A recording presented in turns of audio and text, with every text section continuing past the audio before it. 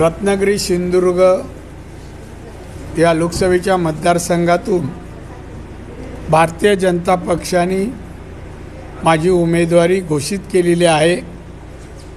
मी देशाचे पंतप्रधान माननीय नरेंद्र मोदीजी, पक्षाचे राष्ट्रीय अध्यक्ष सन्माननीय नड्डाजी आणि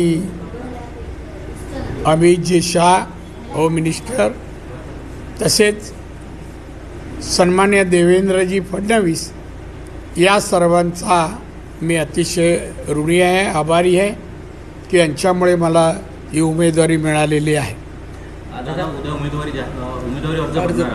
उद्या सकाळी 11 वाजता।